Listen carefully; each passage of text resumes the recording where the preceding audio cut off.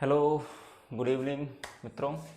आप सभी का स्वागत है आपके अपने YouTube channel selection with Ravi sir में।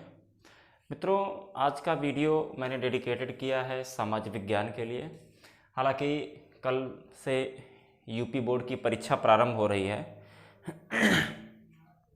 जिसमें हिंदी का पेपर सर्वप्रथम है।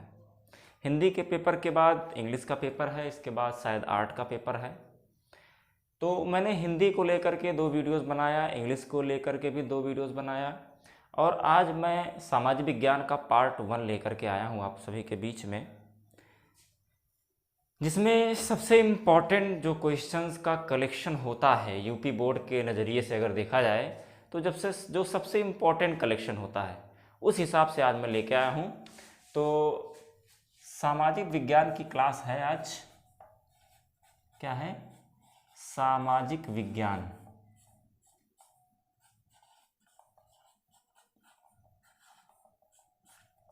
ये इम्पॉर्टेंट नोट्स मैं लेके आया हूँ जो परीक्षा के दृष्टिकोण से बहुत ही ज़रूरी हैं। हालांकि मैं यहाँ अधिक हो सकता है भाई, यहाँ थोड़ा बोर्ड पे पूरा का पूरा लिखना पूरा का पूरा लिखा नहीं जा सकता है, लेकिन यह है कि मैं आपको अपने आवाज़ के माध्यम से आपको ये ज़रूर समझाऊंगा कि किस प्रकार के प्रश्न अधिकतर जो है पूछे जाते हैं। जैसे पहला जो टॉपिक रखा जाए कि महात्मा गांधी जी ने किस घटना के कारण असहयोग आंदोलन को वापस लिया था। आप लोगों को पता होगा कि महात्मा गांधी जी ने असहयोग आंदोलन चलाया था। बहुत ही मोस्ट इम्पॉर्टेंट है ये 1920 में चला था। कब चला था? 1920 में चला था असहयोग आंदोलन। अंग्रेजों के खिलाफ यह आंदोलन महात्मा गांधी जी द्वारा शुरू किया गया था। और इसको समाप्त क्यों किया गया? इसको समाप्त इसलिए किया गया क्योंकि गोरखपुर में, कहाँ पे? गोरखपुर में एक जगह है चौरी चौरा, ये एक जगह का नाम है जहाँ पे आंदोलनकारियों ने तकरीबन 23 पुलिस अधिकारियों को थाने सहित जिंदा जला दिया था।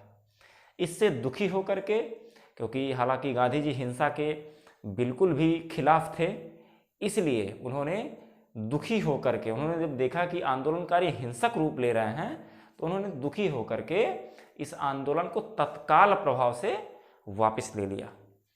इसलिए अगर आपके पेपर में प्रश्न आता है कि असहयोग आंदोलन क्यों समाप्त किया गया, तो उसका सबसे बड़ा कारण था चौरी चौरा कांड। चौरी चौरा कांड होने की वजह से ही असहयोग आंदोलन को वापस ले लिया गया। इसके बाद इंपॉर्टेंट क्वेश्चन की लिस्ट में आता है कि 1861 में संयुक्त इटली का शासक कौन बना? इटली विभक्त हुआ था, बटा हुआ था, लेकिन जब संयुक्त इटली का शासन चल रहा था तो इसमें सवाल आ रहा है कि 1861 में जो संयुक्त इटली था उसका शासक कौन बना? तो इसका आंसर है इमैनुअल द्वितीय। क्या है? इमैनुअल द्वितीय। 1861 में ये संयुक्त इटली का शासक बना था। कहाँ का? संयुक्त इटली का शासक बना था। ठीक है। अब आपको पता है कि जो इटली है ये यूरोप महाद्वीप का एक देश है। क्लियर है ना ये? और वर्तमान में ये यूरोपीय संघ का नाम आपने सुना होगा। यूरोपीय संघ का इटली एक सदस्य देश है। ये लगभग 29 देशों का सदस्य है, जिसमें से ब्रिटेन था, लेकिन ब्रिटेन ने अपने आप को यूरोपीय संघ से बाहर कर लिया है। ये आपको पता होना चाहिए कि ब्रिटेन, यानी जिसको आप इंग्लैंड भी कहते हैं, ये जो देश है इसने अपने आप को यूरोपीय संघ से बाहर कर दिया है, अपने आप को बाहर कर लिया है। अब अगर कहा जाए कि यूरोपीय संघ में क्या ब्रिटेन सम्मिलित है, तो इसका जवाब है नहीं। यूरोपीय संघ का देश इटली है, लेकिन ब्रिटेन नहीं है, इंग्लैंड नहीं है। इसके अलावा कहा गया कि इंपॉर्टेंट क्वेश्चंस की श्रेणी में कि हिंद स्वराज नामक पुस्तक की रचना किसने की। हिंद स्वराज नाम की पुस्तक अपने समय में बहुत फेमस थी, आज भी फेमस है। इसमें कहा गया कि हिंद स्वराज जो पुस्तक थी उसकी रचना की किसने। कौन सी पुस्तक? हिंद स्वराज। बहुत ही मोस्ट इंपॉर्टेंट है 1 नंबर वाले क्वेश्चन के लिए। हिंद स्वराज पुस्तक, इसकी रचना किसने की, ये सवाल आ सकता है, वेरी इंपॉर्टेंट। अब बात ये उठती है कि इसका लेखक कौन है, इसका रचना किसने किया। तो इसकी रचना किसने की? महात्मा गांधी ने की। किसने की? महात्मा गांधी ने हिंद स्वराज नामक पुस्तक की रचना की थी। किसने?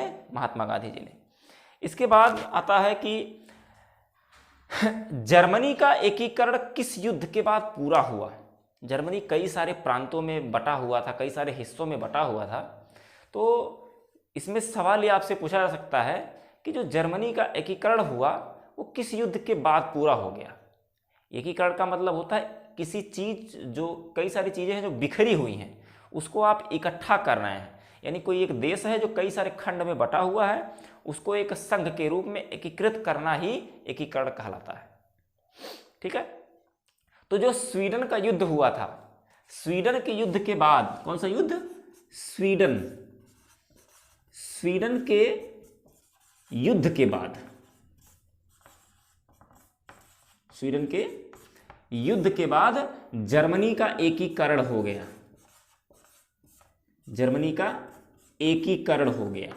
एकीकरण का मतलब यह हुआ कि जर्मनी संयुक्त रूप से एक हो गया, जो कई सारे खंडों में बटा हुआ था। इसके अलावा एक प्रश्न और है कि भाषाओं को भारतीय संविधान की किस अनुसूची में रखा गया है।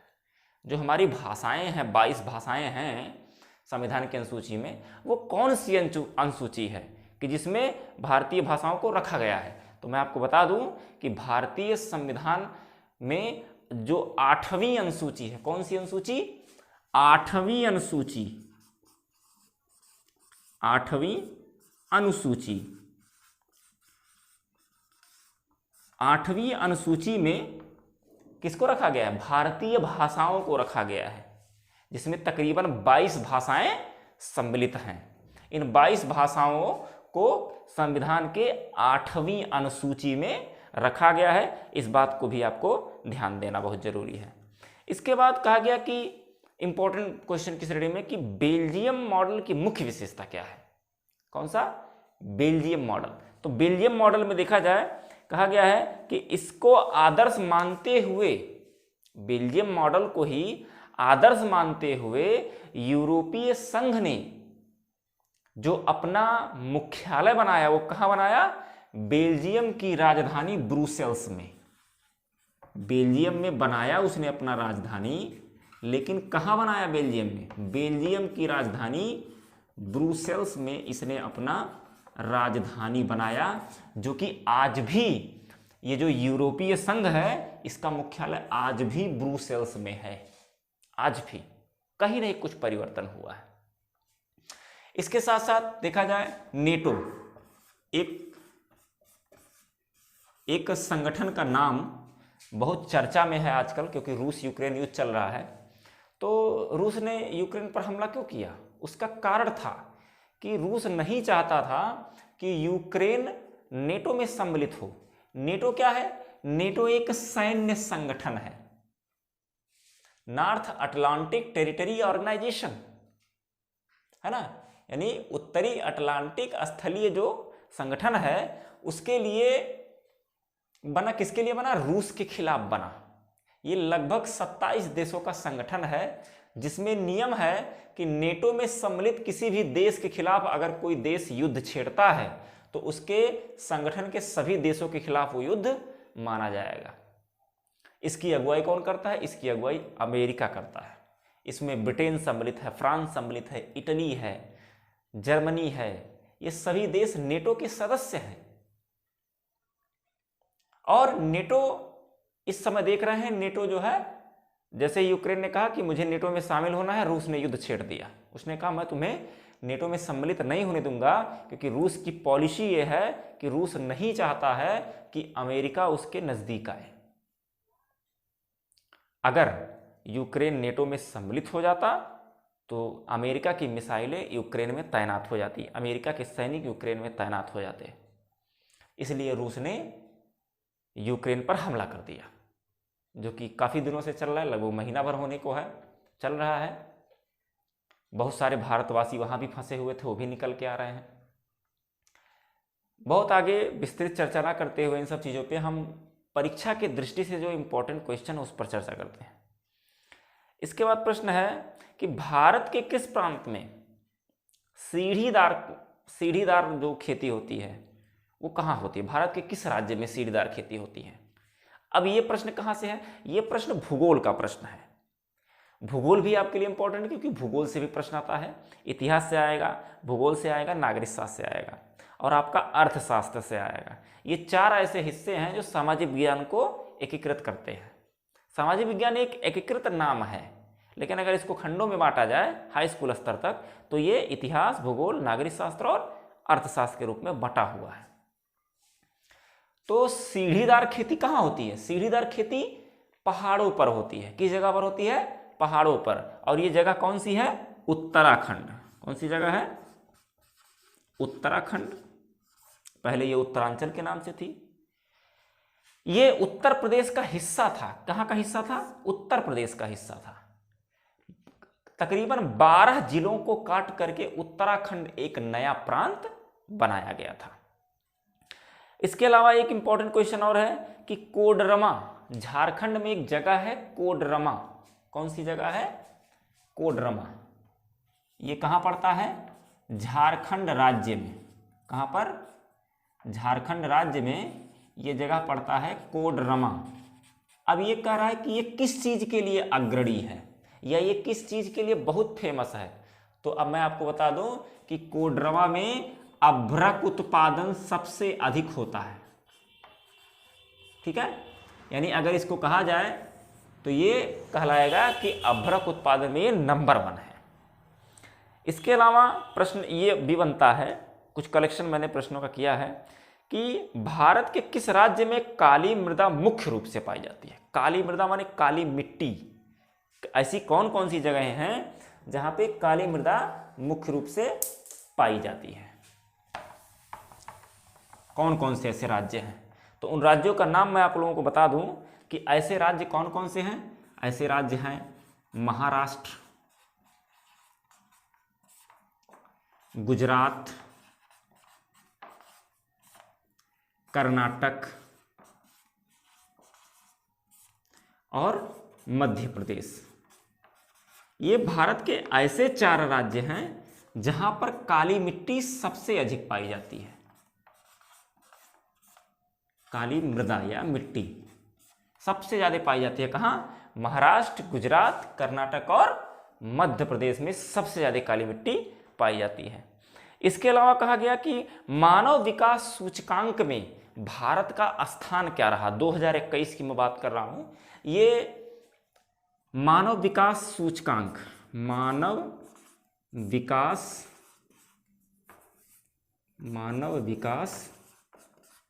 सूचकांक,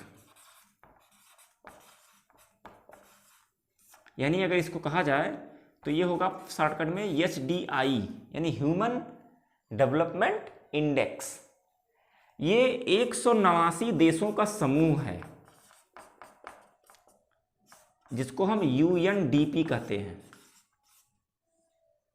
ठीक है, UNDP में 189 देशों का समूह है और यही UNDP हर वर्ष मानव विकास सूचकांक जारी करता है हर सभी देशों के लिए, जिसमें भारत कौन सा स्थान पर है?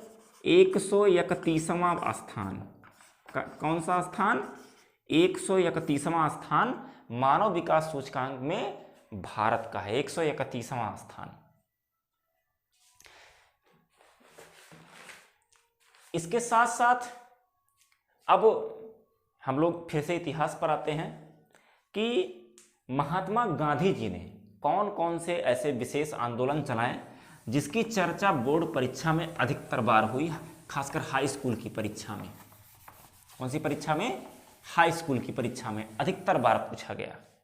इसमें कहा गया, मान लीजिए प्रश्न ही आपसे पूछ लिया गया कि गांधी जी द्वारा चलाए गए 2 सत्याग्रह आंदोलनों का उल्लेख करिए। मान लीजिए यही सवाल आपसे पूछ लिया कि कोई 2 सत्याग्रह आंदोलन का आपको एक्सप्लेन करना है, व्याख्या करना है, उल्लेख करना है। तो हालांकि बहुत सारे हैं, दांडी मार्च है, असहयोग आंदोलन है, भारत छोड़ो आंदोलन है ना, बहुत सारे आंदोलन उन्होंने चलाए, खिलाफत आंदोलन भी उन्होंने चलाया, ठीक है। लेकिन आपको सिर्फ 2 का उल्लेख करना है। मान लीजिए कह दिया गया कि कोई एक मान लीजिए नंबर 1 कह दिया कि उनका 1 नंबर का था असहयोग आंदोलन। कौन सा? असहयोग आंदोलन। ये आपका पहला आंदोलन मान लीजिए हो गया। असहयोग आंदोलन चालू कब हुआ था? 1920 में। कब? 1920 में चालू हुआ, ठीक है। दूसरा नंबर था भारत छोड़ो आंदोलन। मैं 2 की चर्चा सिर्फ कर रहा हूं, हालांकि हैं तो ढेर सारे। भारत छोड़ो आंदोलन, इसको कब शुरू किया गया था? इसको 1942 में शुरू किया गया था, ठीक है। अब इस पर विस्तृत चर्चा करते हैं। इसमें कहा गया असहयोग आंदोलन शुरू कब हुआ? 1920 में असहयोग आंदोलन के शुरू होने के पीछे जलियांवाला बाग हत्याकांड जो हुआ था, एकमात्र कारण यही था कि जो जलियांवाला बाग हत्याकांड हुआ, उसी से महात्मा गांधी जी की अंतरात्मा इतनी दुखी हो गई कि उसको लेकर के उन्होंने असहयोग आंदोलन स्टार्ट कर दिया था। उनको अंदर से झकझोर दिया था वो सारी चीजें। अंग्रेज भारतीयों पर अपना प्रभुत्व स्थापित करने में सफल हो रहे हैं। प्रभुत्व स्थापित करने में सफल हो रहे हैं मतलब अपना सिक्का जमा रहे हैं। इस आंदोलन को शीघ्र ही स्वयं गांधी जी द्वारा समाप्त कर दिया गया। क्यों? क्योंकि इसी घटना में अभी पिछली बार भी मैंने अभी जस्ट चर्चा किया कि चौरी चौरा कांड से वो इतना दुखी हो गए कि उन्होंने अपना असहयोग आंदोलन वापस ले लिया। क्लियर? भारत छोड़ो आंदोलन। भारत छोड़ो आंदोलन दूसरा आंदोलन की चर्चा करें। भारत छोड़ो आंदोलन जब द्वितीय विश्व युद्ध चल रहा था, आपको पता है कि 1939 से द्वितीय विश्व युद्ध चालू हुआ था। इसके बाद द्वितीय विश्व युद्ध के दौरान अगस्त 1942 को भारत के ब्रिटिश साम्राज्य को समाप्त करने के लिए चलाया गया था ये भारत छोड़ो आंदोलन। और इसी भारत छोड़ो आंदोलन में गांधी जी ने नारा दिया था, क्या? करो या मरो। कौन सा नारा दिया था? करो या मरो का नारा दिया था। उन्होंने कहा कि अब आप लोग करिए या फिर समाप्त हो जाइए। लेकिन अब आज़ादी लेने का सही वक्त आ गया है, क्योंकि द्वितीय विश्व युद्ध में ब्रिटेन में सैनिक क्षति जो हुई तो हुई ही, अर्थव्यवस्था वहाँ की लड़खड़ा गई। जर्मनी ने इतना विध्वंस मचा दिया था पूरे विश्व में कि जिससे वहाँ की और ब्रिटेन की भी अर्थव्यवस्था चरमरा गई थी। अंत में आपको पता है, द्वितीय विश्व युद्ध की घटना आपको पता ही है कि 6 अगस्त, कितना अगस्त? 6 अगस्त 1945 और 9 अगस्त 1945, ठीक है। इन दोनों तिथियों को परमाणु बम से हमला हुआ था। कहाँ पे? जापान के 2 शहर में। और वो दोनों शहर का नाम क्या है? एक शहर का नाम है हिरोशिमा और दूसरे शहर का नाम क्या है? नागासाकी। नागासाकी, ये 2 जगह थे जिस पर 6 अगस्त 1945 और 9 अगस्त 1945 को किसने परमाणु बम गिराया था? अमेरिका ने परमाणु बम गिराया था। किसने गिराया था? अमेरिका ने। अगर अमेरिका ने इसमें दखल ना डाला होता तो सभी देश पराजित हो गए होते और जर्मनी एक बहुत बड़े राष्ट्र के रूप में, एक मजबूत राष्ट्र के रूप में उतर जाता। लेकिन अमेरिका नहीं चाहता था कि उसका सिक्का चले। जैसे सबसे अंत में प्रथम विश्व युद्ध के दौरान भी अमेरिका अंत में कूदा और अपने मित्र राष्ट्रों को जिता दिया। ऐसे ही सबसे अंत में द्वितीय विश्व युद्ध में भी अमेरिका ने सबसे अंत में कूद करके और जर्मनी को हराया, जापान पर बम गिराया। जापान ने सरेंडर कर दिया अमेरिका के सामने कि भाई अब मुझे छोड़ दो और मैं अपने आप को सरेंडर कर रहा हूं।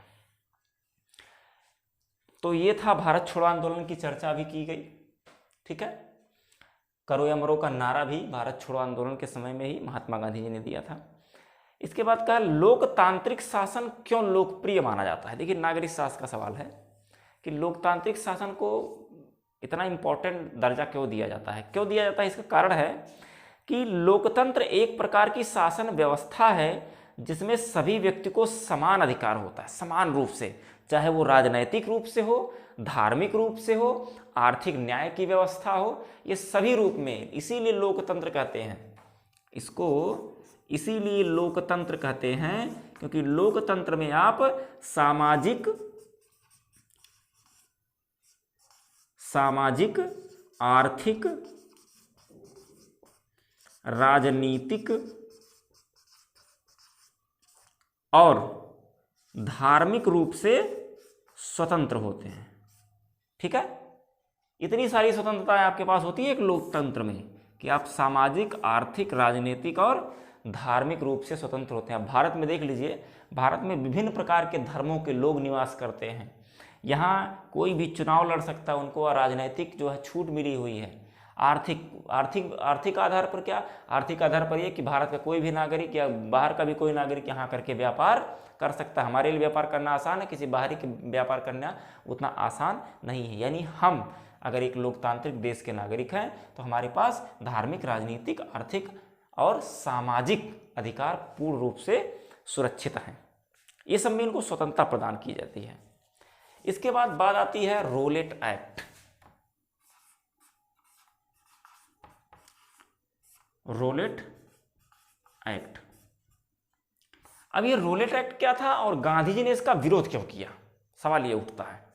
तो रोलेट एक्ट एक प्रकार का काला कानून था।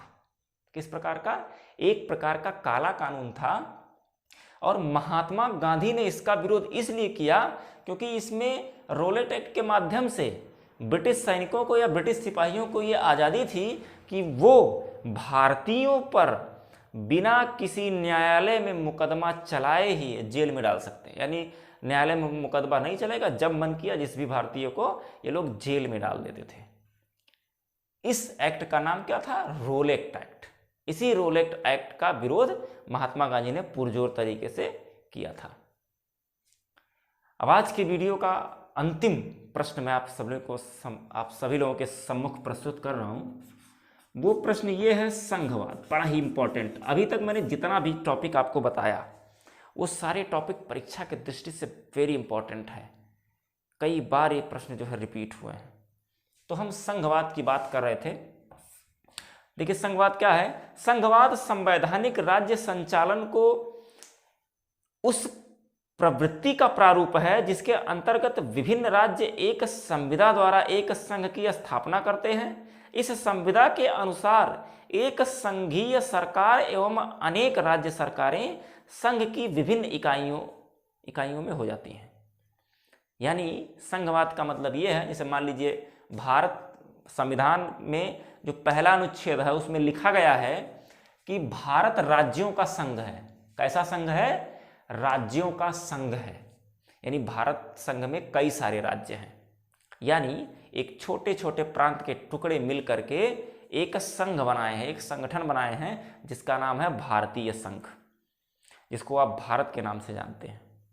इसके कई सारे नाम हैं, भारत है, इंडिया है, हिंदुस्तान है, आर्यावर्त है।